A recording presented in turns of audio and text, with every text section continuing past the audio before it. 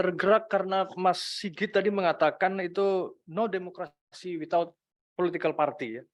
Itu kan hukum kausalitas, hukum sebab akibat gitu, seperti mengarah ke sana. Tentu saya bisa mengembangkan juga bahwa bagaimana cara memberantas korupsi yang adalah dosa paling besar yang tidak boleh dilakukan oleh seorang politisi. Itu. Kalau kita memisahkan wilayah politik dengan politisi, maka kita bisa mengatakan wilayah politik itu suci, politisi memang manusia jadi mungkin juga berdosa gitu. Nah, jadi pertanyaannya no demokrasi without partai politik. Jadi juga bisa kita berabstraksi bagaimana cara memberantas korupsi. Sederhana saja, kalau orang-orang yang memiliki ketulusan, kesetiaan untuk mencapai masyarakat yang sejahtera itu banyak pada posisi yang tepat, maka dampaknya kausalitas pasti tercipta masyarakat yang seperti itu.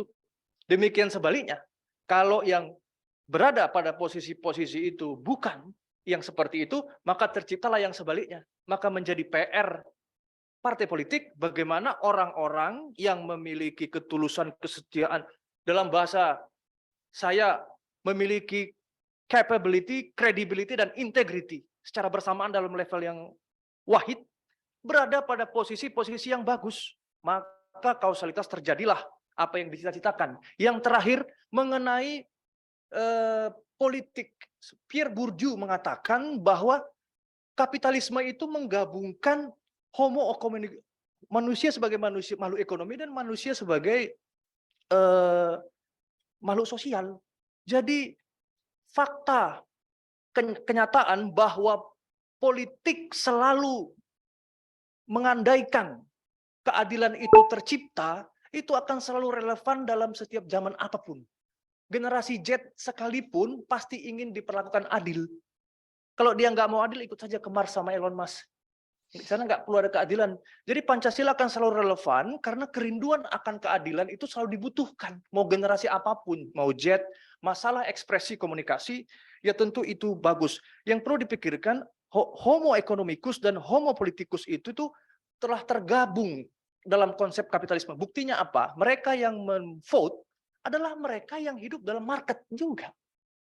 Itu faktanya. Nah, bagaimana kehadiran partai politik benar-benar menjawab rasa keadilan yang dibutuhkan. Maka itu secara langsung akan menarik orang-orang untuk mengikuti jejaknya. Terima kasih. Terima kasih Kang Wagyo ya. Dan mungkin sekaligus kita menutup dan menanggapi dari Kang Wagyo, kita berikan kesempatan Mas Sigit ya untuk menutup sekaligus memberikan tanggapan. Ya, terima kasih Bapak Ibu sekalian yang saya hormati. Terkait dengan tentu untuk yang terakhir tadi tidak perlu saya tanggapi ya, ini udah keren ini. Udah, ini harus direfleksikan ya, bagaimana mengkombinasikan antara homo economicus dengan bersatunya homo economicus dan homo politicus tadi, karena dia sudah menjadi satu entitas. Ketika memainkan peran-peran politiknya itu tidak menghasilkan tidak menghasilkan sesuatu yang menyisakan persoalan, gitu. Atau dengan kata lain bisa mengoptimalkan secara optimal idealitas yang diharapkan. Gitu. Kalau sempurna kan pasti tidak ya.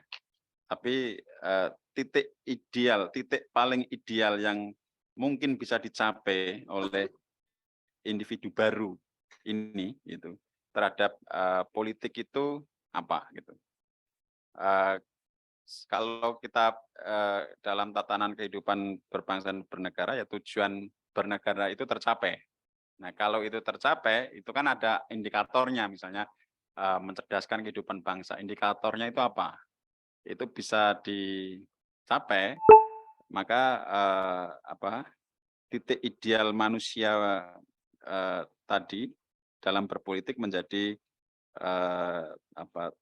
terwujud gitu ya.